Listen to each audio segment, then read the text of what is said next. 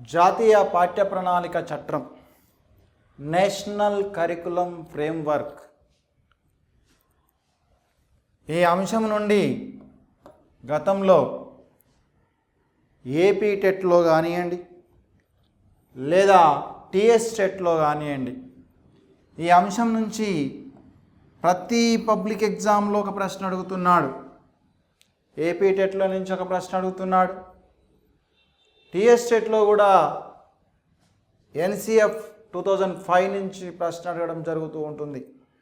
ఒక్కొక్కసారి అయితే తెలంగాణ టెట్లో కొన్ని సందర్భాల్లో 2 ప్రశ్నలు వచ్చినటువంటి సందర్భాలు కూడా ఉన్నాయి. అదేవిధంగా ఇదే అంశము మనకు డిఎస్సిలో పర్స్పెక్టివ్స్ ఇన్ ఎడ్యుకేషన్ అనేటువంటి టాపిక్లో అనే అంశంలో ఇందులో ఈ అంశం కూడా ఈ టాపిక్ కూడా అందులో ఉన్నది. పర్స్పెక్టివ్స్ ఇన్ ఎడ్యుకేషన్ విద్యా దృక్పథాలు అనేటువంటి సిలబస్ ఉంది అందులో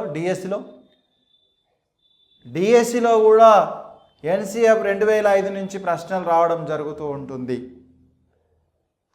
సో ఇటు టెట్కు ఉపయోగపడుతుంది మరియు అటు డిఎస్సికి ఉపయోగపడుతుంది. తర్వాత సీటెట్ వాళ్ళకు కూడా ఇది ఉపయోగపడుతుంది.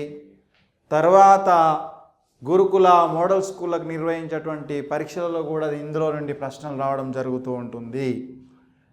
జాతీయ పాఠ్య ప్రణాళిక చట్టం నేషనల్ కరికులం ఫ్రేమ్వర్క్ అంటున్నాం. భారతదేశానికి స్వతంత్రం వచ్చిన తర్వాత 1947లో భారతదేశానికి స్వతంత్రం రావడం జరిగింది. భారత రాజ్యాంగము 1950 జనవరి 26న అమల్లోనికి రావడం జరిగింది. భారతదేశానికి స్వతంత్రం వచ్చిన తర్వాత భారతదేశంలో ఉన్నటువంటి విద్యా విధానాన్ని అధ్యయనం చేయడానికి, భారతదేశంలో విద్యను అభివృద్ధి చేయడానికి స్వతంత్రం వచ్చిన తర్వాత లేదా రాజ్యాంగ స్వతంత్రం వచ్చిన తర్వాత 1948లో సర్వేపల్లి రాధాకృష్ణన్ అధ్యక్షతన విశ్వవిద్యాలయాల కమిషన్ను ఏర్పాటు చేయడం జరిగింది. ఆనాడు సర్వేపల్లి రాధాకృష్ణన్ కమిషన్ 1948లో ఏర్పాటు చేస్తే ఈ కమిషన్ కేవలం విశ్వవిద్యాలయాల విద్యను అభివృద్ధి చేయడానికే తగిన సూచనలు సలహాలు ఇవ్వడం జరిగింది. అదేవిధంగా మరి భారతీయ మాధ్యమిక విద్యను సెకండరీ విద్యను అభివృద్ధి చేయడానికి గాను 1952వ సంవత్సరంలో ఆనాటి మద్రాస్ యూనివర్సిటీ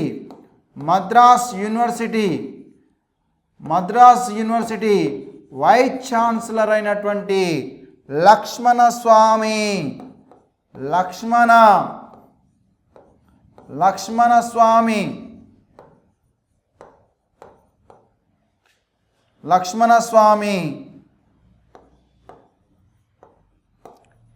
మొదలియార్ అధ్యక్షతన సెకండరీ ఎడ్యుకేషన్ కమిషన్ను లేదా మాధ్యమిక విద్యా కమిషన్ను ఏర్పాటు చేయడం జరిగింది.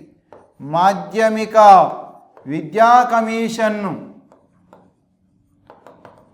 కమిషన్ లేదా దీన్నే సెకండరీ ఎడ్యుకేషన్ కమిషన్ను ఏర్పాటు చేయడం జరిగింది. మాధ్యమిక విద్యలో మార్పులు తీసుకురావడానికి స్వతంత్రం తర్వాత ఏర్పాటు చేసినటువంటి కమిషన్ లక్ష్మణస్వామి మొదలియార్ అధ్యక్షతన మాధ్యమిక కమిషన్, విద్యా కమిషన్ లేదా సెకండరీ ఎడ్యుకేషన్ కమిషన్ను ఏర్పాటు చేయడం జరిగింది. ఈ లక్ష్మణస్వామి మొదలియార్ ఎవరు అంటే ఆనాటి మద్రాస్ యూనివర్సిటీ వైస్ ఛాన్సలర్గా పనిచేస్తున్నటువంటి వ్యక్తి. తర్వాత కాలంలో భారతదేశంలో విద్యా వ్యవస్థను అభివృద్ధి చేయడానికి, భారతదేశ విద్యారంగంపై తగిన సలహాలు సూచనలు ఇవ్వడానికి 1964 సంవత్సరంలో ఆనాటి భారత ప్రభుత్వము దౌలత్ సింగ్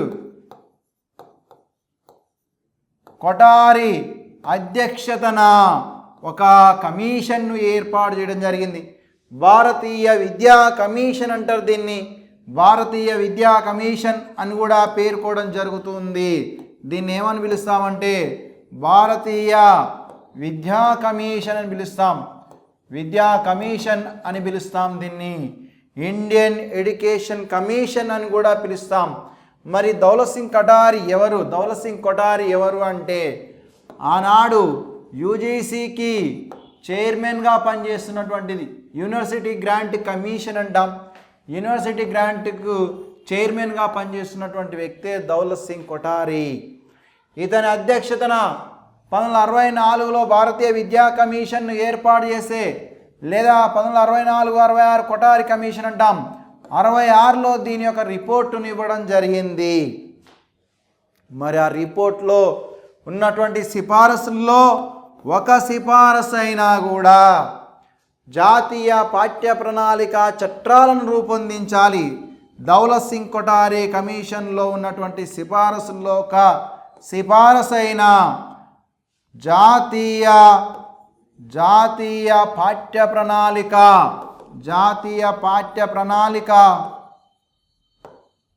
చట్టాలను రూపొందించాలి అని పేర్కోవడం జరిగింది. జాతీయ పాఠ్య ప్రణాళికను రూపొందించడానికి ఒక దానిని ఏర్పాటు చేయాలని దౌలత్ సింగ్ కొఠారి కమిషన్ ఆ రోజు సూచించింది. కాబట్టి భారతదేశంలో 1975 సంవత్సరంలో దౌలత్ సింగ్ కొఠారి కమిషన్ సూచన మేరకు కొఠారి కమిషన్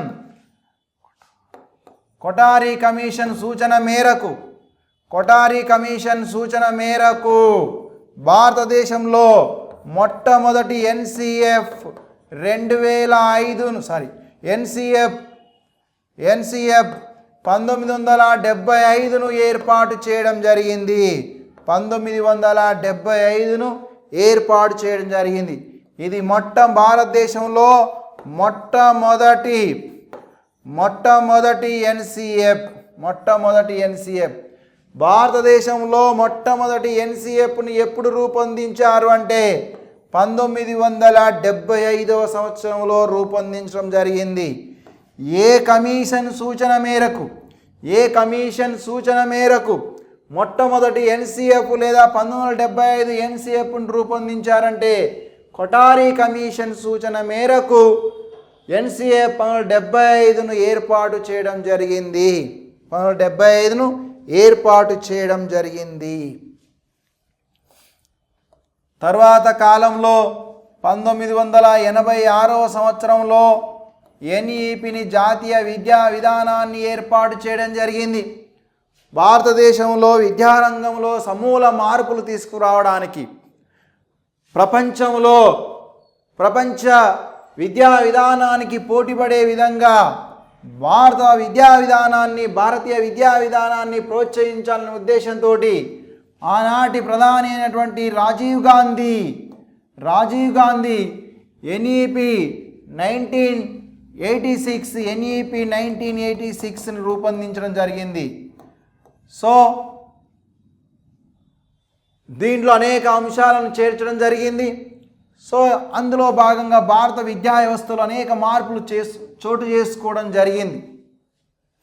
తర్వాత కాలంలో 1986వ సంవత్సరంలో ఎన్ఈపి 1986ను రూపొందించే క్రమంలో 1986లో భారత ప్రభుత్వం ఎన్సిఎఫ్లను నేషనల్ కరికులం ఫ్రేమ్వర్క్లను రూపొందించే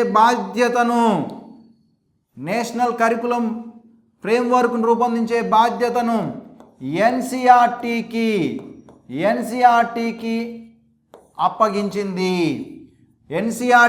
అప్పగించింది. మరి ఎన్సిఆర్టీ అంటే ఏమిటి అంటే దాని అబ్రివేషన్ చూడండి ఒకసారి. ఇట్లాంటివి కూడా ఎగ్జామ్లో అడుగుతున్నాడు. National council of educational research and training దీన్ని 1961లో ఏర్పాటు చేశారు. దీని యొక్క ప్రధాన కార్యాలయము ఢిల్లీలో ఉంది. దీని యొక్క ప్రధాన కార్యాలయం ఎన్సిఎఫ్ 1986వ సంవత్సరంలో ఎన్ఈపిని రూపొందించే క్రమంలోనే భారతదేశంలో పాఠ్య ప్రణాళికను రూపొందించే బాధ్యతను ఎన్సిఎఫ్ను రూపొందించే బాధ్యతను ఎన్సిఆర్టీకి అప్పగించడం జరిగింది. National council of educational research and training అనేటువంటి సంస్థ ఎన్సిఆర్టీ అంటే జాతీయ స్థాయిలో పాఠ్య ప్రణాళికను రూపొందించే సంస్థ. ఇది జాతీయ స్థాయిలో పాఠ్య ప్రణాళికను రూపొందించే సంస్థ ఇది జాతీయ స్థాయిలో. సో దీన్ని 1961లో ఏర్పాటు చేశారు. దీని యొక్క ప్రధాన కార్యాలయము ఢిల్లీలో గలదు. మరి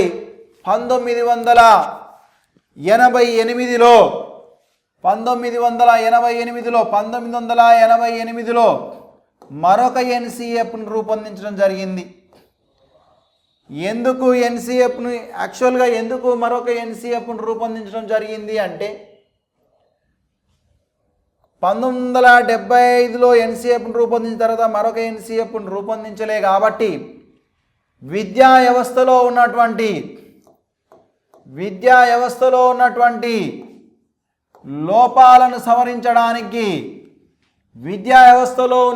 లోపాలను సవరించడానికి ఎన్సిఎఫ్ 1988ని ఏర్పాటు చేయడం జరిగింది. 1988లో ఎన్సిఎఫ్ను ఏర్పాటు చేయడం జరిగింది. ఇది భారతదేశంలో రెండవ ఎన్సిఎఫ్. మొదటి ఎన్సిఎఫ్ అయితే 1975 మొదటి ఎన్సిఎఫ్ 1988 రెండవది. మరి ఇక్కడ మనం ఏం చేసిందంటే ఎన్సిఎఫ్ 1988 నేషనల్ కరికులం ఫ్రేమ్వర్క్ 1988 జాతీయ పాఠ్య ప్రణాళికని ఎలా రూపొందించిందంటే విద్యార్థుల్లో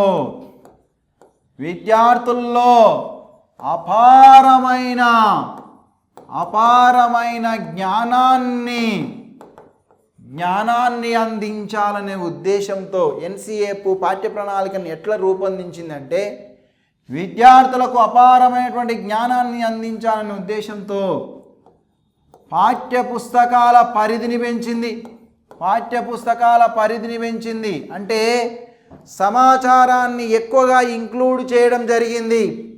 అదేవిధంగా పరీక్షలను మరింత కాఠిన్యం చేయడం జరిగింది.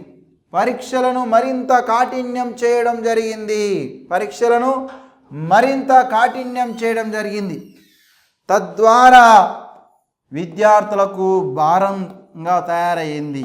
ఈ పాఠ్య ప్రణాళిక అనేది విద్యార్థులు అభ్యసించడానికి భారంగా తయారయ్యింది. దాని వలన విద్యార్థులు పాఠశాలలకు రావడం మానివేయడం జరిగింది. విద్యార్థులు పాఠశాలలో కొనసాగడం తగ్గిపోయింది. అదేవిధంగా పరీక్షల భారం పెరగడం చేత పరీక్షలను కాఠిన్యం చేయడం ద్వారా ఎక్కువ మంది ఫెయిల్ కావడానికి అవకాశం ఏర్పడింది. ఎక్కువ మంది ఫెయిల్ అయ్యారు. ఈ పాఠ్య పుస్తకాల పరిధిని చూసి పిల్లవాళ్ళు భయపడిపోయారు. దానివల్ల విద్యార్థులు పాఠశాలకు రావడం మానివేశారు. క్రమంగా ఏమైందంటే విద్యార్థులు పాఠశాలకు రావడం మానివేశారు. తద్వారా ఏమైందంటే భారతదేశంలో అక్షరాస్యత రేటు తగ్గి నిరక్షరాస్యత రేటు పెరిగింది. భారతదేశంలో అక్షరాస్యత రేటు తగ్గి నిరక్షరాస్యత రేటు పెరిగింది. పాఠశాలలో విద్యార్థుల యొక్క నమోదు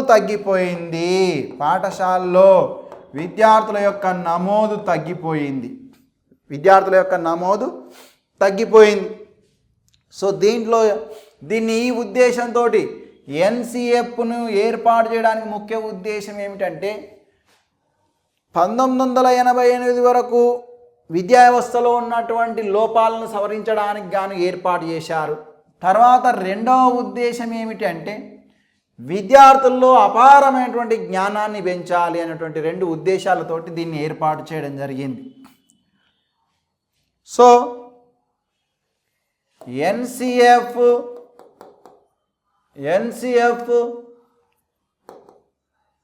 1988 యొక్క ముఖ్య ఉద్దేశాలు ఏమిటంటే విద్యా వ్యవస్థలో ఉన్నటువంటి లోపాలను సవరించడం. రెండవది విద్యార్థుల్లో అపారమైన జ్ఞానాన్ని అందించాలి. విద్యార్థులకు అపారమైన జ్ఞానాన్ని అందించాలి.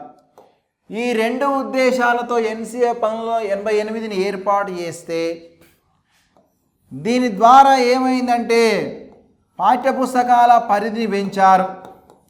నెక్స్ట్ పరీక్షల కాఠిన్యతను పెంచారు. తద్వారా ఏమైందంటే విద్యార్థులు పాఠశాలలో నమోదు కావడం తగ్గిపోయింది. నిరక్షరాస్యత రేటు పెరిగిపోయింది.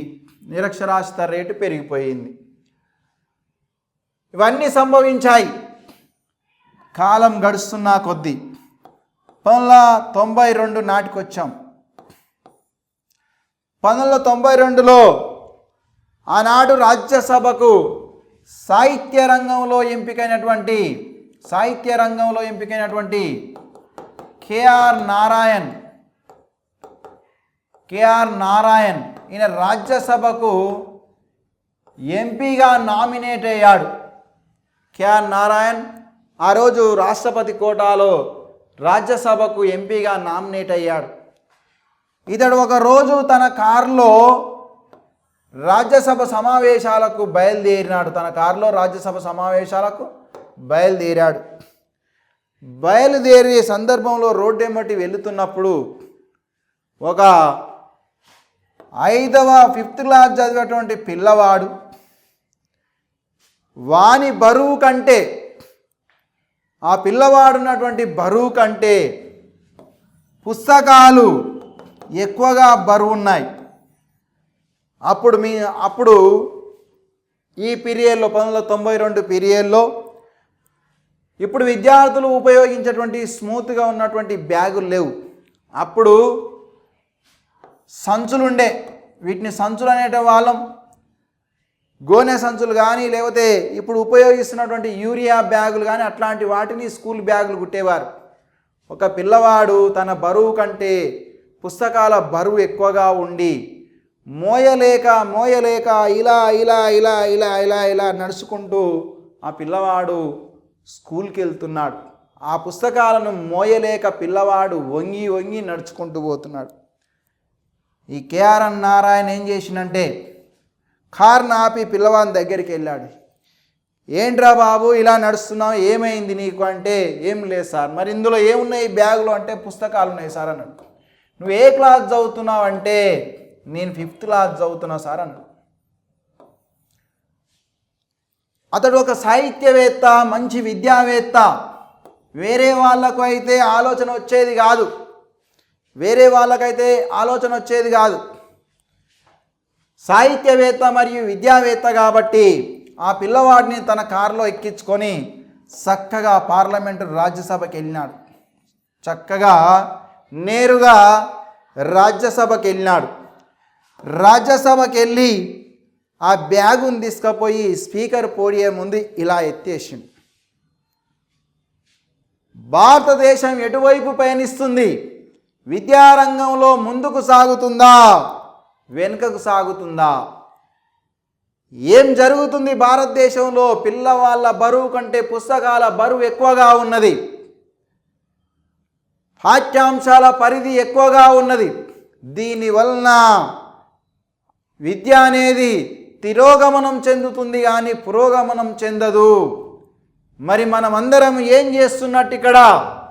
మనము రాజ్యసభలో కూర్చున్నటువంటి వాళ్ళము పెద్దల సభ అంటున్నాం కదా, మరి పెద్దలం మనం ఏం చేస్తున్నట్టు? భారతదేశాన్ని విద్యారంగంలో తిరోగమనం పాలవుతుంది కాబట్టి తక్షణమే చర్యలు తీసుకోవాలని ఆ రోజు కేఆర్ నారాయణ్ ఆ రాజ్యసభలో అనర్గళంగా ప్రసంగించడం జరిగింది. ఇదే విషయాన్ని లోక్సభకు తీసుకెళ్లడం జరిగింది.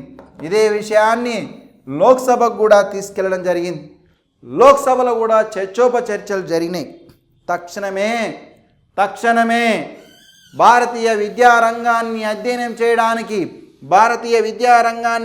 చేయడానికి ప్రొఫెసర్ యశ్పాల్ అధ్యక్షతన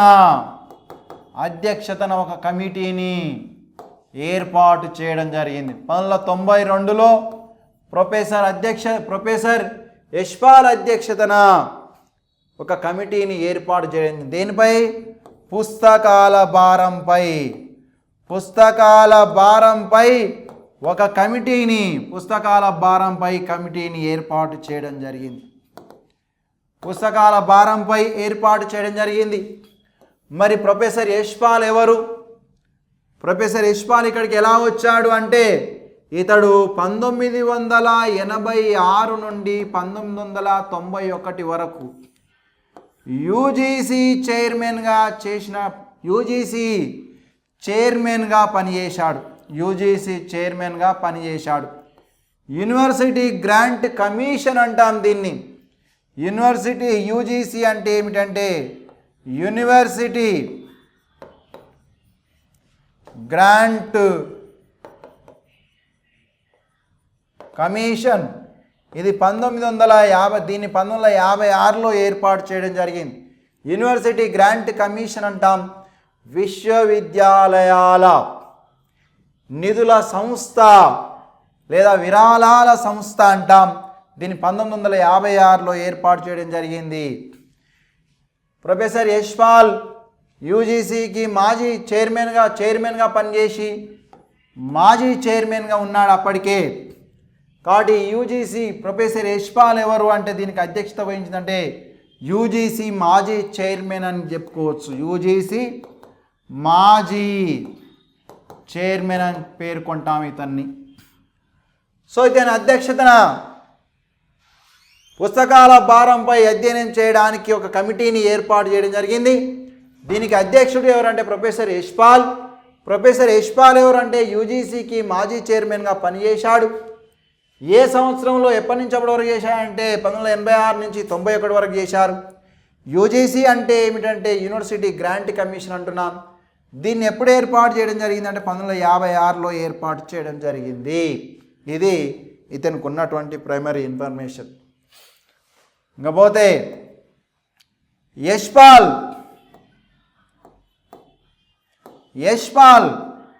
1992లో యశ్పాల్ కమిటీని ఏర్పాటు చేస్తే ఈ యశ్పాల్ కమిటీ దాదాపు 1 ఇయర్, 1 సంవత్సరం కాలం పాటు భారతదేశంలోని అనేక ప్రాంతాలను సందర్శించాడు. ఇటు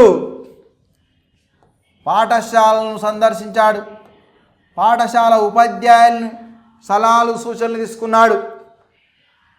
అటు భారతదేశంలో ఉన్నటువంటి విద్యావేత్తల యొక్క సలహాలు సూచనలు తీసుకున్నాడు. ఇటు విద్యార్థుల యొక్క తల్లిదండ్రుల సలహా సూచనలు తీసుకున్నాడు. చివరికి విద్యార్థుల యొక్క సలహాలు సూచనలు కూడా తీసుకొని చివరికి ఇతడు భారరహిత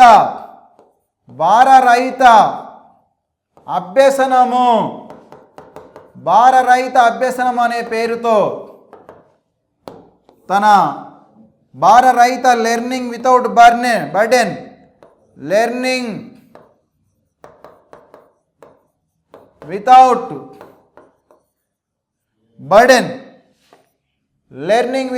బర్డెన్ అనే పేరుతో 1993లో భారత ప్రభుత్వానికి తన నివేదికను అందజేయడం జరిగింది. తక్షణమే భారత ప్రభుత్వము యశ్పాల్ కమిటీ యొక్క సిఫారసులను అమలు చేయడం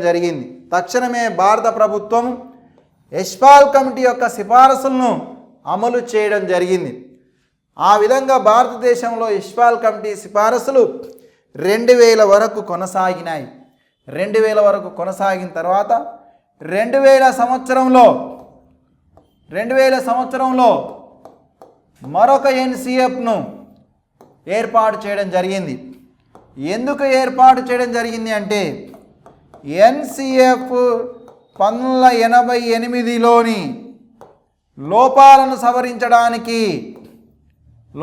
సవరించడానికి ఎన్సిఎఫ్ 2000ను ఏర్పాటు చేశారు. ఇది ఎన్సిఎఫ్ వరుస క్రమంలో మూడవది.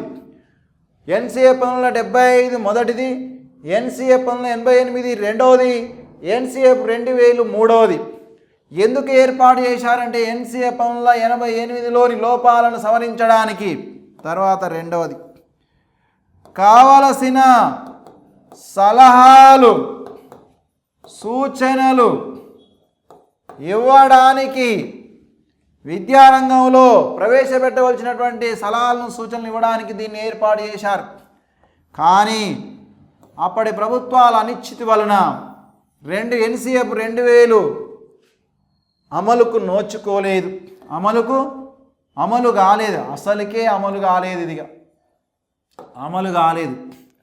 తర్వాత 2004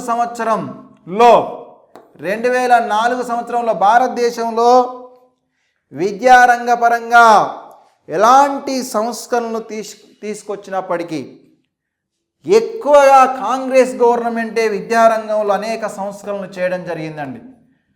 ఎక్కువ కూడా భారతదేశంలో విద్యారంగంలో సంస్కరణలు అనేటివి ఎక్కువగా గతంలో కాంగ్రెస్ ప్రభుత్వమే చేయడం జరిగింది. 2004లో కాంగ్రెస్ ప్రభుత్వం అధికారంలోకి వచ్చింది. కేంద్రంలో కాంగ్రెస్ ప్రభుత్వం అధికారంలోకి వచ్చిన తర్వాత అప్పుడు ఏప్రిల్ 2004లో అధికారంలోకి వచ్చిన తర్వాత జూన్ 2004లో పార్లమెంటు సమావేశమవుతుంది. పార్లమెంటు సమావేశాలు జరుగుతున్నాయి. ఆ సమావేశంలో ఒక సభ్యుడు లేచి నిలబడి భారతదేశంలో ఈనాటికి కూడా 1986 ఎన్ఈపీ సిఫారసులను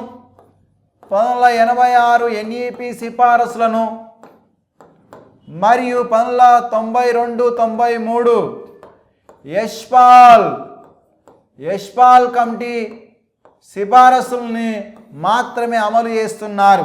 భారతదేశంలో ఇప్పటికీ 1986 ఎన్ఈపీ సిఫారసులను మరియు 1992-93 యష్పాల్ కమిటీ సిఫారసులు మాత్రమే అమలు చేస్తున్నారు. భారతదేశంలో ఎన్సిఎఫ్ 1988లో ఉన్నది, ఇప్పుడు అమల్లో ఉన్నది. కాబట్టి ఇప్పటికైనా కొత్త ఎన్సిఎఫ్ను రూపొందించి పాఠ్య ప్రణాళికలో సంస్కరణలు తీసుకురాలేరా అని ఒక సభ్యుడు అడిగినటువంటి ప్రశ్నకు ఆనాటి హెచ్ఆర్డి మినిస్టర్ అయిన కపిల్ సిబాల్ ఇతడు కాంగ్రెస్ ప్రభుత్వంలో హెచ్ఆర్డి మినిస్టర్గా పనిచేస్తున్నాడు. అప్పుడు తర్వాత ఒక గొప్ప విద్యావేత్త, భారతదేశంలో ఉన్నటువంటి విద్యావేత్తల్లో ఇతడు కూడా ఒక గొప్ప విద్యావేత్త, విద్యాపరంగా సంపూర్ణమైనటువంటి జ్ఞానాన్ని కలిగి ఉన్నటువంటి వ్యక్తి కపిల్ సిబాల్. కపిల్ సిబాల్ కల్పించుకొని పార్లమెంటు సమావేశంలో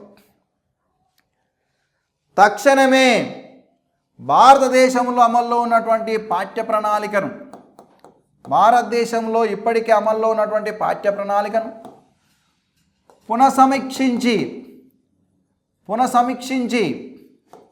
కొత్త పాఠ్య ప్రణాళికను రూపొందిస్తాము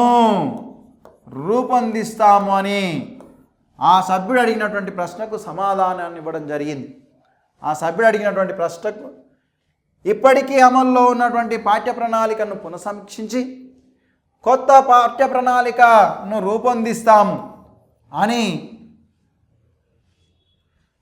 ఆ సమావేశంలో ఇతడు ఆ సభ్యునికి హామీ ఇవ్వడం జరిగింది. ఆ పార్లమెంటు సమావేశాల నుండే ఎన్సీఆర్టీని ఆదేశించాడు. ఏమని ఆదేశించాడంటే ఆ పార్లమెంటు సమావేశాల నుండే కపిల్ సిబాల్ ఎన్సీఆర్టీని ఆదేశించాడు. ఏమని ఆదేశించాడంటే ఇప్పటి వరకు ఉన్నటువంటి పాఠ్య ప్రణాళికను సమీక్షించి ఎన్సీఎఫ్ 2005ను రూపొందించాలి అని ఎన్సీఆర్టీని ఆదేశించడం జరిగింది. గతంలోనే చెప్పుకున్నాం, 1986 ఆనాటి రాజీవ్ గాంధీ ప్రభుత్వం 86లో ఎన్సీఎఫ్లను రూపొందించే బాధ్యతను ఎన్సీఆర్టీకి ఇచ్చింది అని చెప్పుకున్నాం. కాబట్టి కపిల్ సిబాల్ ఆ సమావేశం నుండే ఎన్సీఆర్టీని ఆదేశించడం జరిగింది. తక్షణమే అమల్లో ఉన్నటువంటి పాఠ్య ప్రణాళికను పునఃసమీక్షించి ఎన్సీఎఫ్ 2005ను రూపొందించాలని కపిల్ సిబాల్ ఎన్సీఆర్టీని ఆదేశించడం జరిగింది. తర్వాత కాలంలో జూలై 14 నుండి జూలై 19, 2004 వరకు జూలై 14వ తేదీ నుండి జూలై 19వ తేదీ వరకు 2004లో జూలై 14 నుండి జూలై 19వ తేదీ వరకు కపిల్ సిబాల్ అధ్యక్షతన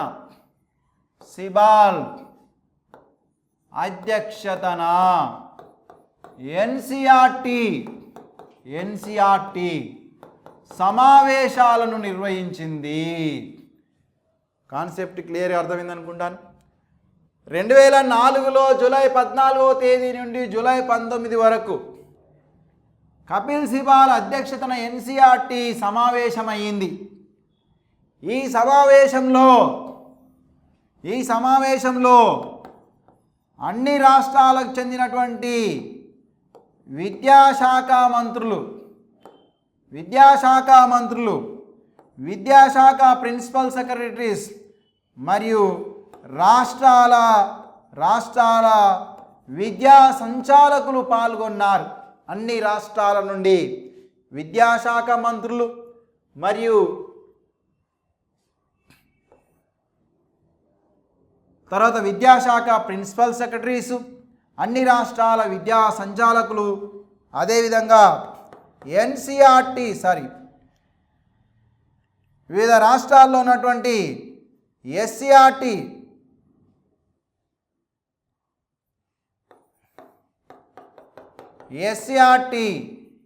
మెంబర్స్ కూడా ఇందులో పాల్గొన్నారు. ఎస్సీఆర్టీ మెంబర్స్ కూడా ఇందులో సమావేశానికి హాజరు కావడం జరిగింది. అదేవిధంగా భారతదేశంలో ఉన్నటువంటి గొప్ప విద్యావేత్తలను కూడా ఈ సమావేశానికి హాజరు కావడం జరిగింది. భారతదేశంలో ఉన్నటువంటి గొప్ప విద్యావేత్తలు కూడా ఈ సమావేశానికి హాజరు కావడం జరిగింది. ఈ విధంగా ఎన్సీఆర్టీ కపిల్ సిబాల్ అధ్యక్షతన జూలై 14 నుండి జూలై 19 వరకు సమావేశాలను నిర్వహించింది. ఈ సమావేశాలకు అన్ని రాష్ట్రాల విద్యాశాఖ మంత్రులు, అన్ని రాష్ట్రాల విద్యాశాఖ ప్రిన్సిపల్ సెక్రటరీసు, అన్ని రాష్ట్ర విద్యాశాఖ సంచాలకులు, అన్ని రాష్ట్రాల ఎస్సీఆర్టీ మెంబర్సు, దేశంలో ఉన్నటువంటివి గొప్ప విద్యావేత్తలు ఈ సమావేశానికి హాజరు కావడం జరిగింది. ఈ సమావేశంలో అనేక చర్చలు జరిగాయి. భారతదేశంలో విద్యా వ్యవస్థ అనేది, పాఠ్య ప్రణాళిక అనేది ఏ విధంగా ఉండాలి, గతంలో ఏ విధంగా ఉన్నది, ఇప్పుడు ఏ విధంగా ఉన్నది, తర్వాత రాబోయే కాలంలో ఏ విధంగా ఉండాలి అని చర్చలు జరిగినాయి. అంతేకాకుండా ఒక పాఠ్య ప్రణాళిక ఎన్సీఎఫ్ను రూపొందించడానికి, ఎన్సీఎఫ్ 2005ను రూపొందించడానికి ఒక జాతీయ పాఠ్య ప్రణాళిక, ఇది ఎన్సీఎఫ్ నేషనల్ కరికులం ఫ్రేమ్వర్క్ జాతీయ పాఠ్య ప్రణాళిక చట్టాన్ని రూపొందించడానికి ఒక జాతీయ స్టీరింగ్ కమిటీని ఏర్పాటు చేయాలి. జాతీయ స్టీరింగ్ కమిటీని ఏర్పాటు చేయాలని ఆ సమావేశంలో నిర్ణయించడం జరిగింది. జాతీయ స్టీరింగ్ కమిటీ దేని కొరకు? NCF 2005ను ఏర్పాటు చేయడానికి జాతీయ స్థాయిలో ఒక స్టీరింగ్ కమిటీని ఏర్పాటు చేయాలి, నేషనల్ స్టీరింగ్ కమిటీని ఏర్పాటు చేయాలి. ఆ నేషనల్ స్టీరింగ్ కమిటీ NCF 2005ను రూపొందించాలి అని ఒక తీర్మానాన్ని చేయడం జరిగింది. ఆ తీర్మానానికి అనుగుణంగా ఒక జాతీయ స్టీరింగ్ కమిటీని ఏర్పాటు చేయడం జరిగింది. దేని కొరకు? NCF 2005ను తయారు చేయడానికి ఒక జాతీయ స్టీరింగ్ కమిటీని ఏర్పాటు చేశారు. జాతీయ స్టీరింగ్ కమిటీని ఏర్పాటు చేయడం జరిగింది. జాతీయ స్టీరింగ్ కమిటీని ఏర్పాటు చేశారు. ఇందులో జూలై 14, 2004 నుండి జూలై 19, 2004 వరకు జరిగినటువంటి మీటింగ్లో NCF 2005ను రూపొందించడానికి జాతీయ స్టీరింగ్ కమిటీని ఏర్పాటు చేయాలని నిర్ణయించారు. తదనుగుణంగా జాతీయ స్టీరింగ్ కమిటీని ఏర్పాటు చేశారు. దీని యొక్క చైర్మన్, NCF రూపొందించడానికి జాతీయ స్టీరింగ్ కమిటీ చైర్మన్ ఎవరు అంటే ప్రొఫెసర్ యశ్పాల్.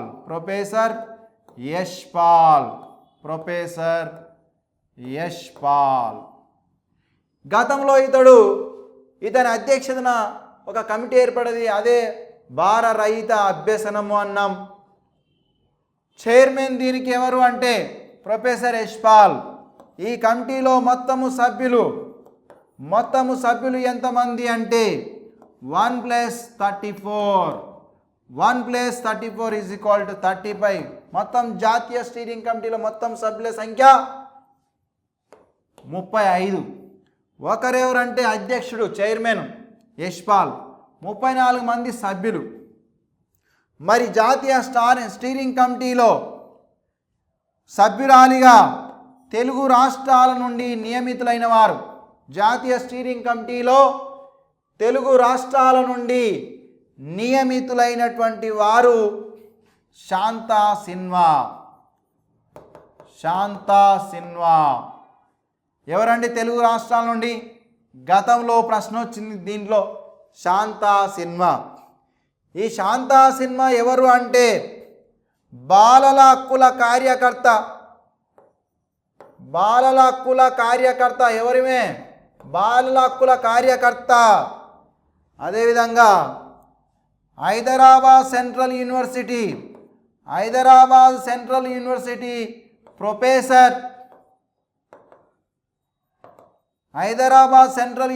ప్రొఫెసర్. మరియు ఎవరు అంటే MV foundation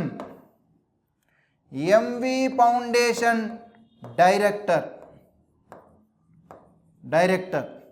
Mamidipudi Venkata Rangaiah. MV foundation అంటే ఏమిటంటే మామిడిపూడి వెంకట రంగయ్య ఫౌండేషన్కు ఈ శాంతా సిన్హా డైరెక్టర్గా పనిచేయడం జరిగింది. సో ఇది NCF జాతీయ స్టీరింగ్ కమిటీకి సంబంధించినటువంటి సభ్యులు. Chairman professor Yashpal. ఇందులో మొత్తము సభ్యులు ఎంతమంది అంటే 35 మంది. ఒకరు చైర్మన్ ప్రొఫెసర్ యశ్పాల్, 34 మంది సభ్యులు. ఈ జాతీయ స్టీరింగ్ కమిటీ సభ్యుల్లో ఒకరు తెలుగు రాష్ట్రాల నుంచి నియమితులు కావడం జరిగింది. వారు ఎవరంటే శాంతా సిన్హా. ఈ శాంతా సిన్హా ఎవరు అంటే బాలల హక్కుల కార్యకర్త మరియు హైదరాబాద్ సెంట్రల్ యూనివర్సిటీలో ప్రొఫెసర్గా పనిచేస్తున్నటువంటి వారు మరియు MV ఫౌండేషన్కు డైరెక్టర్గా చెప్పుకోవచ్చు. MV ఫౌండేషన్ అంటే మామిడిపూడి వెంకట రంగయ్య ఫౌండేషన్ అని అర్థము. తర్వాత NCF 2005ను ఏర్పాటు చేయడానికి ఈ స్టీరింగ్ కమిటీతో పాటు 21 ఫోకస్ గ్రూపులను ఏర్పాటు చేయడం జరిగింది. ఈ ఫోకస్ గ్రూపులలో డైట్ మెంబర్స్ ఎస్సీఆర్టీ మెంబర్స్ భారతదేశంలో వివిధ విశ్వవిద్యాలయాల్లో పనిచేస్తున్నటువంటి ప్రొఫెసర్స్ మరియు గొప్ప విద్యావేత్తలను సభ్యులుగా చేర్చడం జరిగింది. ఈ విధంగా జాతీయ స్టీరింగ్ కమిటీ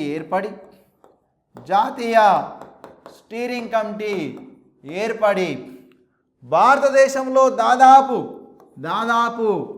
10 నెలల పాటు 10 నెలల వరకు దాదాపు 10 నెలల పాటు భారతదేశంలో దాదాపు 10,000 ప్రదేశాలను సందర్శించింది.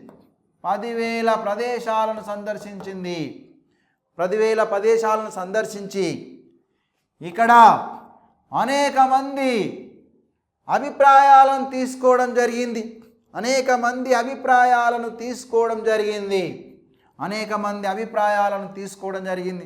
అందులో ప్రధానంగా విద్యావేత్తల యొక్క అభిప్రాయాలను తీసుకుంది. అదేవిధంగా పాఠశాలలో పనిచేస్తున్నటువంటి ఉపాధ్యాయుల యొక్క అభిప్రాయాలను తీసుకుంది. అదేవిధంగా పాఠశాల విద్యార్థుల యొక్క తల్లిదండ్రుల ఒపీనియన్ తీసుకుంది.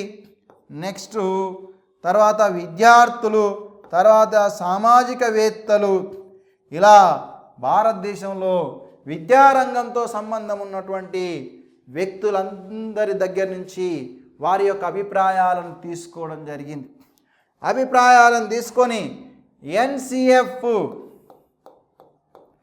2005ను రూపొందించి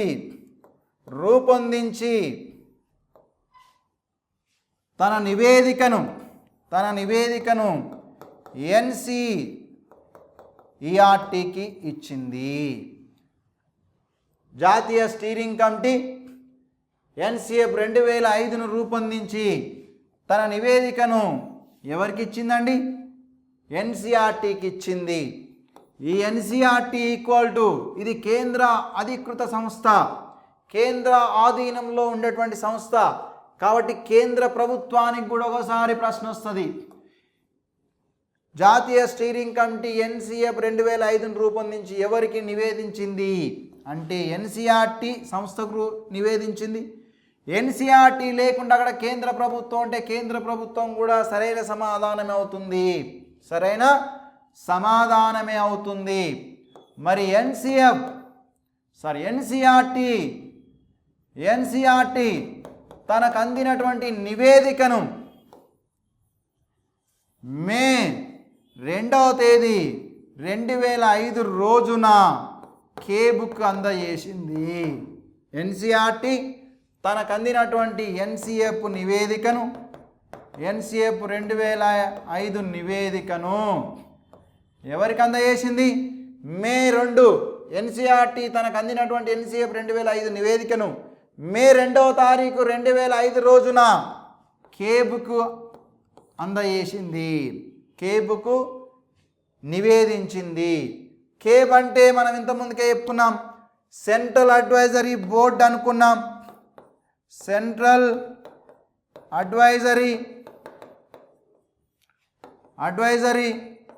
బోర్డ్ ఆఫ్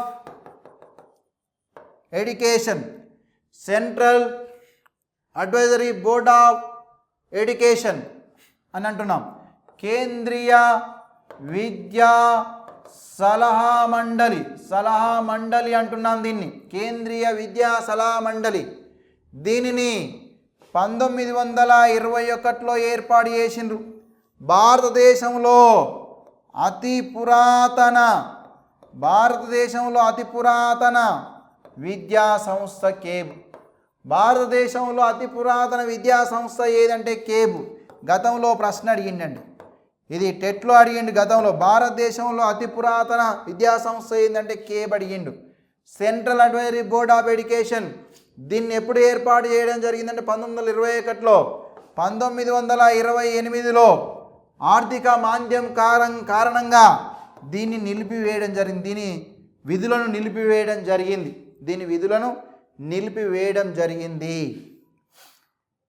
28-29లో. 1929లో ఏర్పాటు చేసినటువంటి హాటాక్ కమిటీ 1929లో ఏర్పాటు చేసినటువంటి హాటాక్ కమిటీ ఒక సూచన చేసింది. భారతదేశంలో విద్యాపరమైన సలహాలు ఇవ్వడానికి భారతదేశంలో కేబ్ ఏం చేస్తుంది? విద్యాపరమైనటువంటి సలహాలు ఇవ్వడం జరుగుతుంది. కేంద్ర ప్రభుత్వానికి కానీ రాష్ట్ర ప్రభుత్వాలకు కానీ విద్యాపరమైనటువంటి సలహాలు ఇస్తుంది కేబ్. అందుకే దాన్ని central advisory board of education అన్నాం కదా. అటు కేంద్ర ప్రభుత్వానికి రాష్ట్ర ప్రభుత్వానికి ఇవ్వడం జరుగుతూ ఉంటుంది.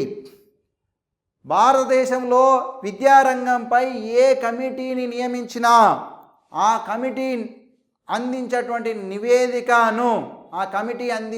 నివేదికను మొట్టమొదటిసారిగా ఆమోదించే సంస్థ కేబ్. అర్థమైందండి? భారతదేశంలో టిల్ టుడే ఇప్పటికి కూడా విద్యారంగంపై ఎలాంటి కమిషన్ను నియమించినా ఆ కమిషన్ యొక్క నివేదికను మొదటగా దేనికి అందజేయాలంటే కేబ్కి అందజేయాలి. లేదా కమిషన్ నివేదికను మొదటిసారిగా ఆ నివేదికను ఆమోదించే సంస్థ ఏదంటే కేబ్. నిన్న మొన్న తయారైనటువంటి NEP 2020ని కూడా భారతదేశంలో మొట్టమొదటిసారిగా ఆమోదించిన సంస్థ ఏంటంటే కేబే. కాబట్టి 1928-29లో దీని యొక్క విధులను నిలిపివేయడం జరిగింది. 1929లో ఏర్పాటు చేసినటువంటి ఆటా కమిటీ కేబును తిరిగి పునఃప్రారంభించాలని పేర్కొంది.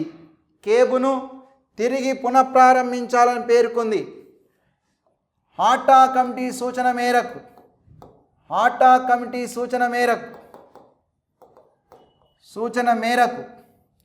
1935లో కేబును తిరిగి పునఃప్రారంభించారు.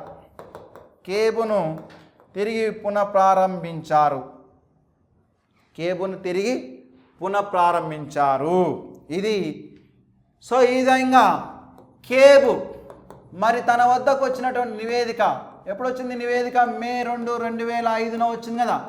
ఈ నివేదికను కేబు దీన్ని NCF 2005ను ఎప్పుడు ఆమోదించింది అంటే సెప్టెంబర్ 2005 రోజున దీనిని ఆమోదించడం జరిగింది.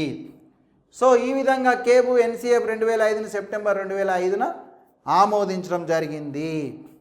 మరి దీంట్లో కొన్ని ముఖ్యమైనటువంటి అంశాలు ఉన్నాయి. ఏంటివి అంటే, ఒకటి, NCF 2005ను రూపొందించడానికి సహకరించిన సంస్థలు. NCFను 2005ను రూపొందించడానికి సహకరించిన సంస్థలు ఒకటి ఏంటిదంటే అది SCRT. అన్ని రాష్ట్రాల్లో ఉన్నటువంటి SCRTs, అన్ని రాష్ట్రాల్లో ఉన్నటువంటి డైట్లు దీన్ని రూపొందించడానికి సహకరించినటువంటి సంస్థలు. State council of educational research and training, district institute of education and training అనే సంస్థలు సహకరించినాయి దీన్ని రూపొందించడానికి. ఇంకపోతే NCFను 2005ను రూపొందించడానికి సహకరించిన కమిషన్లు లేదా కమిటీలు మరి ఇక్కడ ఏమి సహకరించినాయి అంటే, ఒకటి NEP 86 మరియు 92 ఆచరణాత్మక కార్యక్రమం అంటాం. 92లో ఏర్పాటు చేసింది. NEP 86, 92 తర్వాత ప్రొఫెసర్ యశ్పాల్ కమిటీ 92, 93. ఈ రెండు కమిషన్లు NCFను రూపొందించడానికి సహకరించినటువంటి సంస్థలు. అదేవిధంగా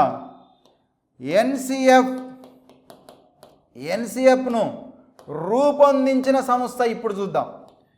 NCFను రూపొందించిన మరియు ముద్రించిన సంస్థ ఎన్సిఎఫ్ను రూపొందించిన సంస్థ ఎన్సిఆర్టి. తర్వాత ఎన్సిఎఫ్ను 2005ను ముద్రించిన సంస్థ కూడా ఎన్సిఆర్టీనే. ఎన్ని భాషలలో ముద్రించింది అంటే 22 భాషలు. ఆంగ్లము ప్లస్ 22 భాషలు.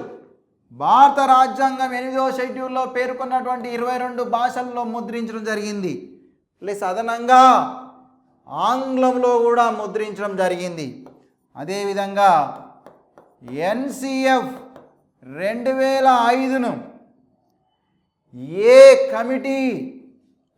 ప్రధానంగా ఏ కమిటీ సిఫారసు ఆధారంగా రూపొందించడం జరిగింది అంటే భారరహిత అభ్యసనం ఆధారంగా రూపొందించడం జరిగింది.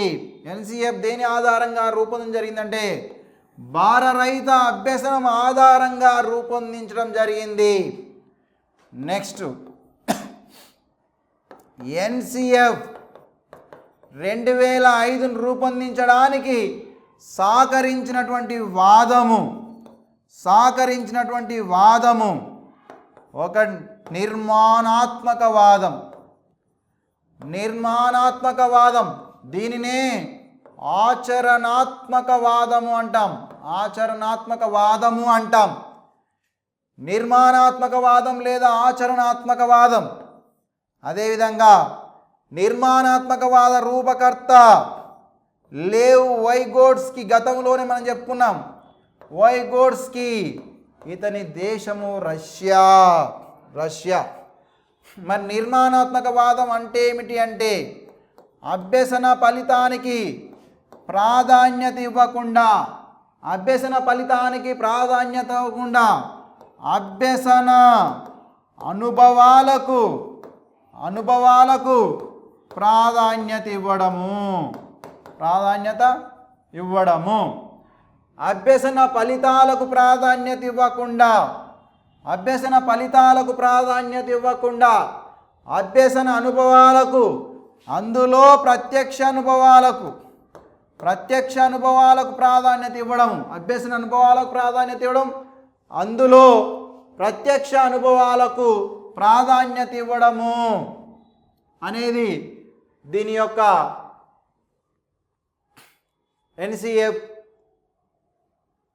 నిర్మాణాత్మక వాదం యొక్క ముఖ్య ఉద్దేశం. ఇకపోతే ఎన్సిఎఫ్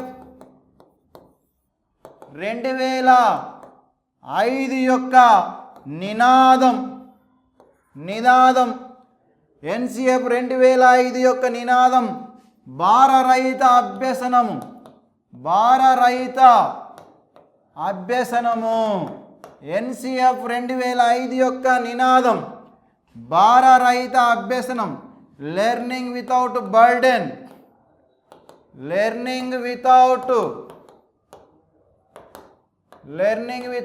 బర్డెన్ అనేటువంటి దీని యొక్క నినాదం. అదేవిధంగా ఎన్సిఎఫ్ 2005 పరిశీలించిన అంశాలు.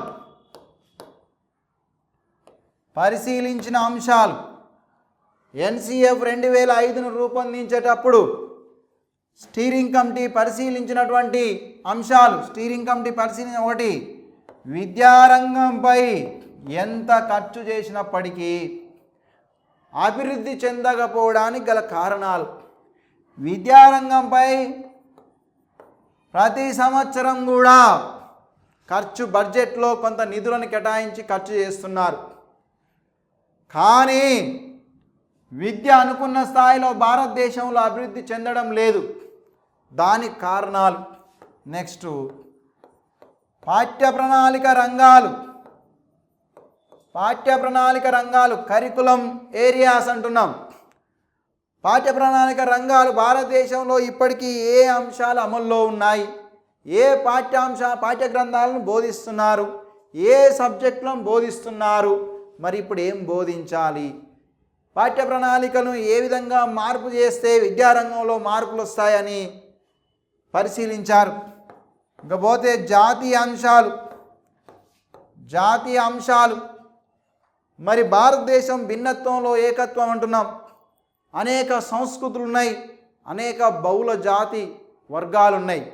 కాబట్టి ఈ ఎన్సిఎఫ్ 2005 రూపొందిస్తే భారతదేశంలో ఉన్నటువంటి విభిన్నమైన ప్రాంతీయత ఉంది, అన్ని ప్రాంతాల్లో మరి దీన్ని అమలు చేయవచ్చునా అని జాతీయ అంశాలను కూడా అధ్యయనం చేయడం జరిగింది.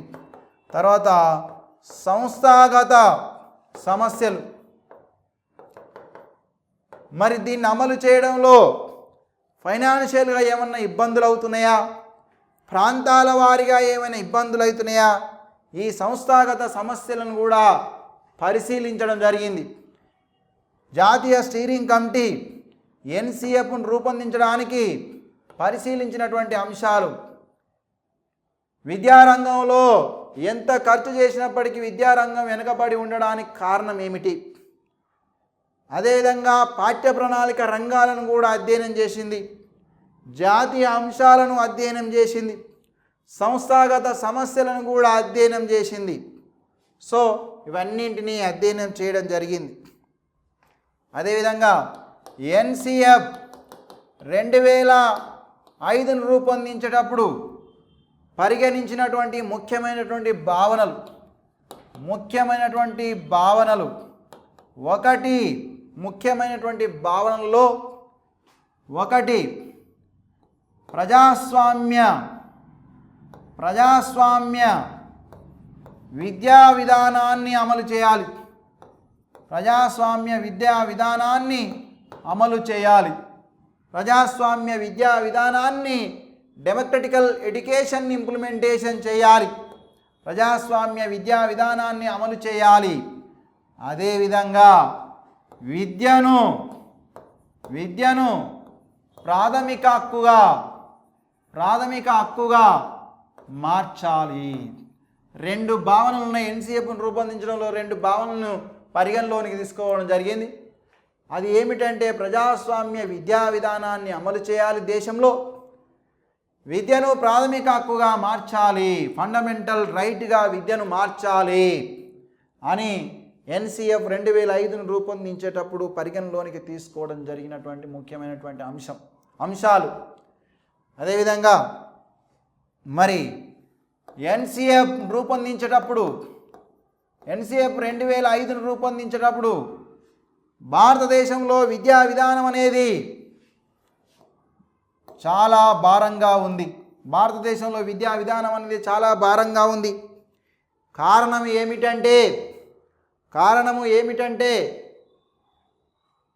పాఠ్యాంశాల కాఠిన్యత, పరీక్షల కాఠిన్యత ఉండడం వలన విద్యార్థులు అభ్యసించడం ఒక భారంగా భావిస్తున్నారు. విద్యార్థుల్లో ఒత్తిడి పెరిగింది. ఎప్పుడైతే విద్యా విధానం అనేది భారంగా మారి ఒత్తిడిని పెంచిందో ఆటోమేటిక్గా విద్యలో నాణ్యత అనేది లోపించింది, క్వాలిటీ అనేది లోపించింది. సో కాబట్టి ఈ భారాన్ని, ఒత్తిడిని తగ్గించి విద్యలో క్వాలిటీని, నాణ్యతను పెంచడానికి 4 మార్గదర్శక సూత్రాలను రూపొందించడం జరిగింది. 4 మార్గదర్శక సూత్రాలను రూపొందించడం జరిగింది. ఆ 4 మార్గదర్శక సూత్రాలకు అనుగుణంగానే ఎన్సిఎఫ్ 2005 రూపొందించడం జరిగింది. తదనుగుణంగా భారతీయ విద్యా విధానంలో సమూల మార్పులు రావడం జరిగింది. ఎన్సిఎఫ్ మార్గదర్శక సూత్రాలు మార్గదర్శక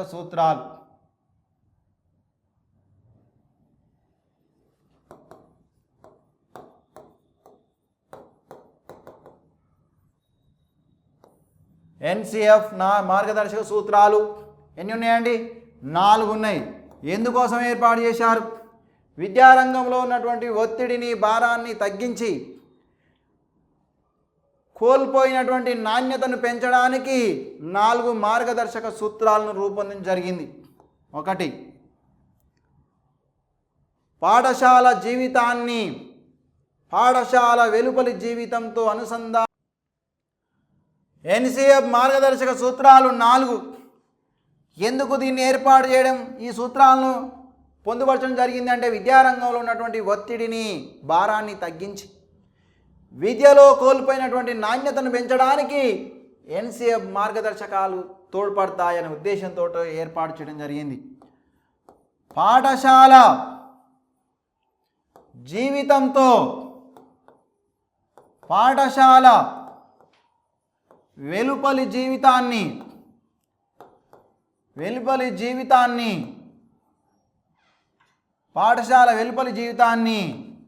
అనుసంధానం చేయాలి. దీన్నే సామాజిక భాగస్వామ్యము అంటామండి. సామాజిక భాగస్వామ్యం. ఓకే. పాఠశాల జీవితంతో పాఠశాల వెలుపలి జీవితాన్ని అనుసంధానం చేయాలి.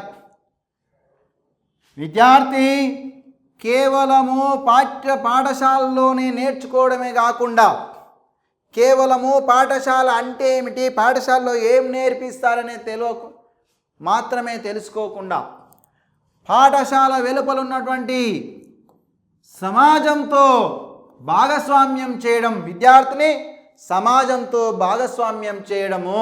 అందుకే పాఠశాల విద్యార్థిని పాఠశాల జీవితంతో పాటు పాఠశాల వెలుపలి జీవితాన్ని అనుసంధానం చేయాలి. ఇంకా రెండవది కంఠస్థం చేయడం,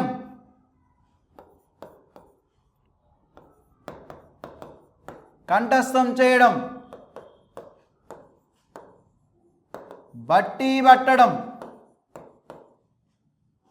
నుండి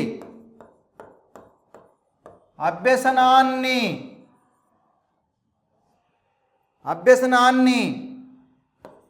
దూరం చేయడం. ఓకేనా. సాధారణంగా ఎన్సిఎఫ్ అమల్లోనికి రాకముందుకు విద్యార్థులు వెరసి ప్రతి అంశాన్ని కూడా కంఠస్థం చేయడమో లేదో బట్టి పట్టడం అనేది జరుగుతూ ఉండేది. విద్యార్థికి అర్థంతో అవగాహనతో సంబంధం లేకుండా ప్రతి అంశాన్ని కూడా బట్టి పట్టడం, కంఠస్థం చేయడం జరిగేది.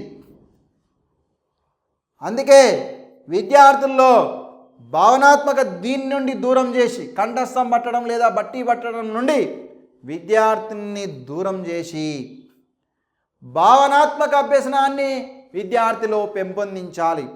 అర్థంతో అవగాహనతో కూడినటువంటి అభ్యసనం విద్యార్థిలో జరగాలి. అలా జరిగినప్పుడు మాత్రమే ఆ పాఠ్యాంశము విద్యార్థికి ఎక్కువ కాలం గుర్తుంటుంది. కాబట్టి కంఠస్థం చేయడం, బట్టి పట్టడం నుండి అభ్యసనాన్ని దూరం చేయాలి. అసలు విద్యార్థి పాఠశాలలో ఎప్పుడు కూడా ఏ అంశాన్ని కూడా బట్టి పట్టకూడదు లేదా కంఠస్థం చేయకూడదు. ప్రతి అంశాన్ని అర్థం చేసుకోవాలి, అవగాహన చేసుకోవాలి, భావనాత్మకంగా అభ్యసనం చేయాలి అనేది దీని యొక్క ముఖ్య ఉద్దేశం. నెక్స్ట్ పాఠ్య ప్రణాళికను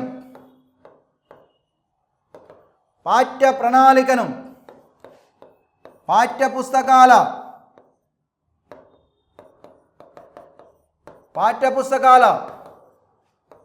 పరిధికి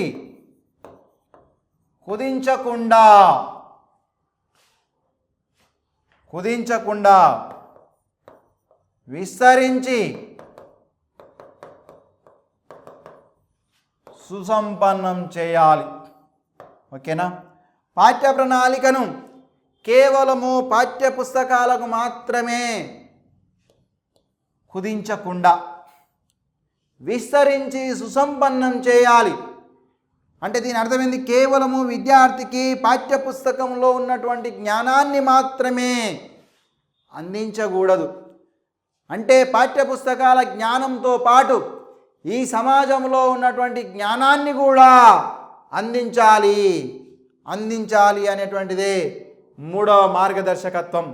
పాఠ్య ప్రణాళికను పాఠ్యపుస్తకాల పరిధికి కుదించకుండా దాన్ని విస్తరించి సుసంపన్నం చేయాలి. ఇంకా పోతే 4వది విద్యార్థుల్లో పరీక్షలు అంటే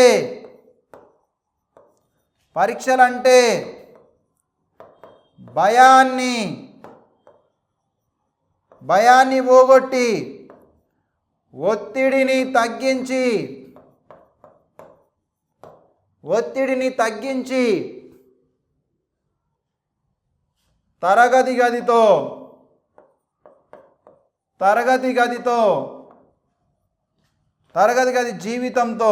గది జీవితంతో సమైక్యం చేయడం ఇది. సాధారణంగా విద్యార్థుల్లో పరీక్షలంటే భయము, ఒత్తిడి ఉండేది. 1988 ఎన్సీఏ ప్రకారం విద్యార్థుల్లో అపారమైనటువంటి జ్ఞానాన్ని పెంచాలనే ఉద్దేశంతో పాఠ్యపుస్తకాల భారాన్ని, పరీక్షల కాఠిన్యతను పెంచడం వల్ల విద్యార్థులు పాఠ్యపుస్తకాల భారాన్ని చూసి భయపడిపోయి పాఠశాలకు రావడం మానివేశారు. పరీక్షల యొక్క కాఠిన్యత వల్ల విద్యార్థులు ప్రతి తరగతిలో ఫెయిల్ అయ్యి చదివినటువంటి తరగతిని మళ్ళీ చదవవలసినటువంటి సందర్భాలు ఏర్పడ్డాయి. తద్వారా కూడా విద్యార్థులు పాఠశాలకు రాకుండా మానివేయడం జరిగింది. కాబట్టి అలాంటిది ఉండకుండా విద్యార్థుల్లో పరీక్షలు అంటే ఒత్తిడిని, భయాన్ని తగ్గించి అసలు పరీక్షలు అంటే భయం అనేది లేకుండా చేయాలి. విద్యార్థులకు ఒత్తిడి ఉండవద్దు. పరీక్షలు అంటే సులభంగా తీసుకునే విధంగా ఉండాలి. అవి మన లైఫ్లో ఒక పార్ట్ అనుకోవాలి. కానీ అదే ఒక జీవితం అనుకోకూడదు. విద్యార్థి అదే ఒక జీవితం అనుకోకూడదు. జీవితంలో పరీక్షలు అనేటివి ఒక భాగంగా భావించాలి.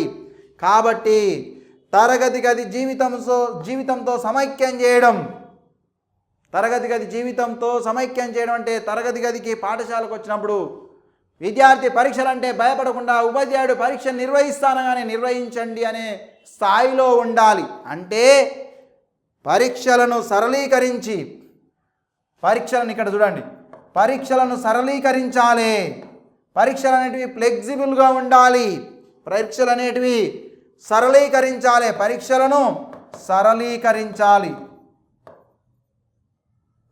పరీక్షలను సరళీకరించాలి అంటే ఏంటి? పరీక్షల్లో మార్పులు రావాలి. ఏ పరీక్ష నిర్వహించినా కూడా 90% మంది విద్యార్థులు పరీక్షను రాసే విధంగా ప్రశ్నాపత్రం ఉండాలి. 90% విద్యార్థులు పరీక్షలు రాసే విధంగా ప్రశ్నాపత్ర రూపకల్పన జరగాలి. ప్రశ్నాపత్రాల కాఠిన్యత ఉండొద్దు. పరీక్షల కాఠిన్యత ఉండొద్దు. విద్యార్థులకు సులభంగా ఉండాలి. 90% మంది విద్యార్థులు అన్ని ప్రశ్నలు రాసే విధంగా ఉండాలి. నిజ జీవితంలో జరిగే సంఘటనలు పరీక్షాంశాలుగా ఉండాలి. అప్పుడు మాత్రమే విద్యార్థి పరీక్షలు రాయడానికి సిద్ధంగా ఉంటాడు, సుముఖతను వ్యక్తం చేస్తాడు. కాబట్టి పరీక్షలను సరళీకరించి తరగతి గది జీవితంతో సమైక్యం చేయాలి. విద్యార్థులకు తరచుగా స్లిప్ టెస్టుల్ని, ఫార్మేటివ్ అసెస్మెంట్లని నిర్వహిస్తూ పోతూ ఉండాలి. అలా నిర్వహించుకుంటూ పోతుంటే విద్యార్థులకు పరీక్షలంటే భయము, ఒత్తిడి అనేది ఉండదు. ఆ భయము, ఒత్తిడి అనేది ఉండొద్దంటే ముందుగా పరీక్షలను సరళీకరించాలి. తద్వారా ప్రతిరోజు తరగతి గదిలో ఏదో ఒక పరీక్షను నిర్వహిస్తూ ఉండాలి. విద్యార్థులు పరీక్షల్లో పాల్గొనే విధంగా ప్రోత్సహించాలి, ఉత్సాహపరచాలి. అప్పుడు మాత్రమే అభ్యసనము సులభతరం అవుతుంది అనేదే ఈ 4 మార్గదర్శకత్వకాలు చెప్పడం జరిగింది. ఇంకా పోతే ఎన్సిఎఫ్ 2005 రూపొందించడానికి ప్రధాన ఆధారమైన గ్రంథం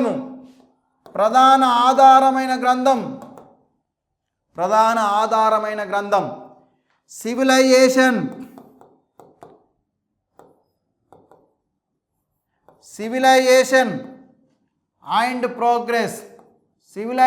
అండ్ ప్రోగ్రెస్ అన్నటువంటి గ్రంథం ఎన్సిఎఫ్ను రూపొందించడానికి ప్రధాన ఆధారమైన గ్రంథం సివిలైజేషన్ అండ్ ప్రోగ్రెస్ అనే గ్రంథము ఎన్సిఎఫ్ 2005 రూపొందించడానికి ప్రధాన ఆధారమైన గ్రంథం.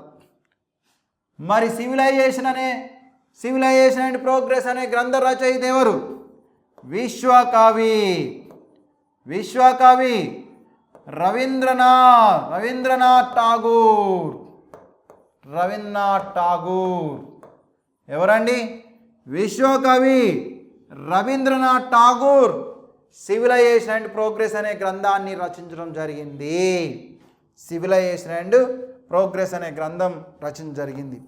మరి ఎన్సిఎఫ్ 2005 ఏ పదముతో ప్రారంభమయ్యింది? ఏ పదముతో ప్రారంభమైంది అంటే ఎన్సిఎఫ్ 2005 ఏ పదంతో ప్రారంభమైందంటే విశ్వకవి రవీంద్రనాథ్ ఠాగూర్ రచించిన సివిలైజేషన్ అండ్ ప్రోగ్రెస్ అనే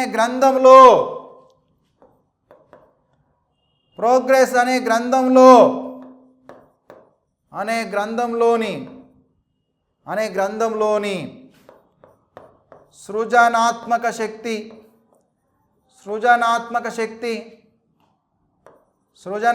శక్తి సహజమైన ఆనందం బాల్యానికి కీలకం అనే పదంతో ప్రారంభమైంది. ఓకేనా? ఎన్సిఎఫ్ 2005 దేంతో ప్రారంభమైంది అంటే విశ్వకవి రవీంద్రనాథ్ ఠాగూర్ రచించిన సివిలైజేషన్ అండ్ ప్రోగ్రెస్ అనే గ్రంథంలోని సృజనాత్మక శక్తి సహజమైన ఆనందం బాల్యానికి కీలకమనే పదంతో ప్రారంభమైంది. ఏ పదంతో ప్రారంభమైందండి? సృజనాత్మక శక్తి సహజమైన ఆనందం బాల్యానికి కీలకమనే పదంతో ప్రారంభమైంది. మరి ఈ పదం ఏ గ్రంథంలో ఉన్నది? సివిలైజేషన్ అండ్ ప్రోగ్రెస్ అనే గ్రంథంలో ఉన్నది. సివిలైజేషన్ అండ్ ప్రోగ్రెస్ అనే గ్రంథాన్ని ఎవరు రచించారు? విశ్వకవి రవీంద్రనాథ్ ఠాగూర్ రచించాడు. ఎన్సిఎఫ్ 2005ను రూపొందించడానికి ఆధారభూతమైనటువంటి గ్రంథం ఏంటిది? సివిలైజేషన్ అండ్ ప్రోగ్రెస్ అనే గ్రంథము ఆధారభూతమైనది. నెక్స్ట్ ఎన్సిఎఫ్ 2005 దేనితో ఏ పదంతో అంతమవుతుంది? ఏ పదంతో అంతమవుతుంది అంటే నేటి విద్యా విధానం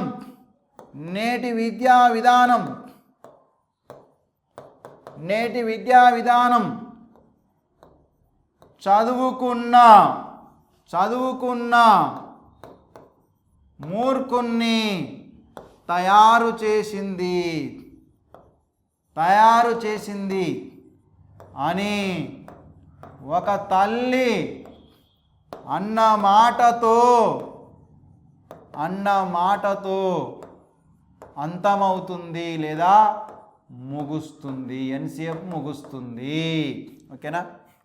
ఎన్సిఎఫ్ ఏ పదంతో ముగుస్తుంది అంటే నేటి విద్యా విధానం చదువుకున్న మూర్ఖుణ్ణి తయారు చేసింది అని ఒక తల్లి అన్న మాటతో ఇది ముగుస్తుంది అని చెప్పవచ్చును. ఇకపోతే ఎన్సిఎఫ్ 2005 యొక్క ముఖ్య ఉద్దేశము లేదా ప్రధాన లక్ష్యము ఏమిటి అంటే జ్ఞాన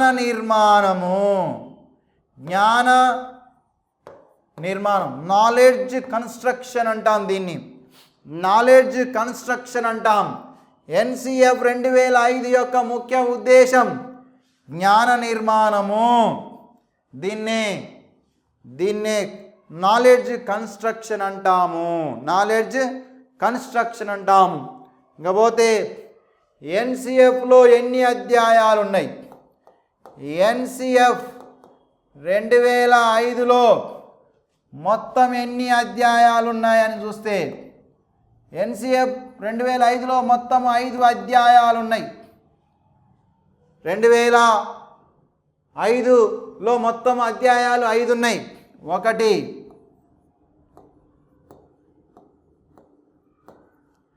దృక్పథము. ఎన్సిఎఫ్ 2005 దృక్పథము పర్స్పెక్టివ్స్ అంటాం.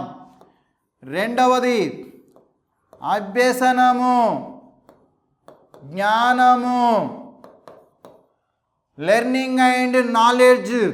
3వది పాఠశాలలు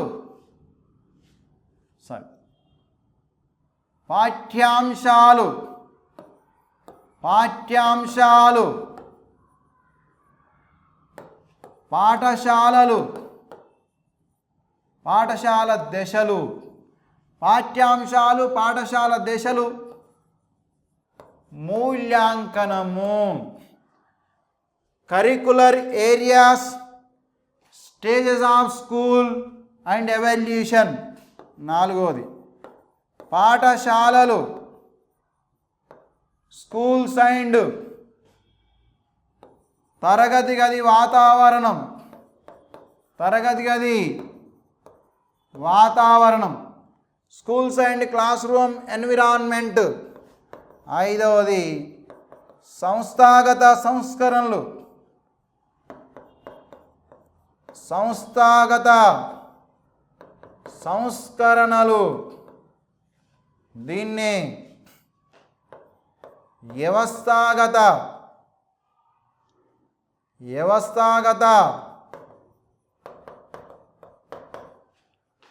సంస్కరణలు వ్యవస్థాగత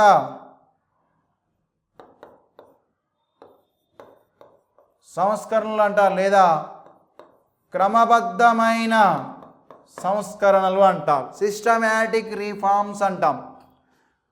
సో ఎన్సిఎఫ్ 2005లో మొత్తము 5 అధ్యాయాలు ఉన్నాయండి. మొత్తము 5 అధ్యాయాలు ఉన్నాయి. ఒకటి దృక్పథం అంటున్నాం, ఎన్సిఎఫ్ 2005 దృక్పథం పెర్స్పెక్టివ్స్. రెండవది అభ్యసనము జ్ఞానము లెర్నింగ్ అండ్ నాలెడ్జ్ అంటున్నాం. మూడవది పాఠ్యాంశాలు అంటే కరికులర్ ఏరియాస్, పాఠశాల దశలు అంటే స్టేజెస్ ఆఫ్ స్కూల్ అండ్ మూల్యాంకనం ఎవాల్యుయేషన్. పాఠ్యాంశాలు పాఠశాల దశలు మూల్యాంకనము. తర్వాత నాలుగవది పాఠశాలలు తరగతి గది వాతావరణము schools and class room environment. ఐదవది సంస్థాగత సంస్కరణలు లేదా వ్యవస్థాగత సంస్కరణలు లేదా క్రమబద్ధమైన సంస్కరణలు, దాన్ని సిస్టమాటిక్ రిఫార్మ్స్ అంటున్నాం. ఇవి మొత్తము ఎన్సిఎఫ్ 2005లో ఉన్నటువంటి అధ్యాయాలు. మొత్తము 5 అధ్యాయాలు ఉన్నాయి. మొత్తము 5 అధ్యాయాలు ఉన్నాయి. ఈ ఒక్కొక్క అధ్యాయం గురించి క్షుణ్ణంగా మనం అధ్యయనం చేద్దాం.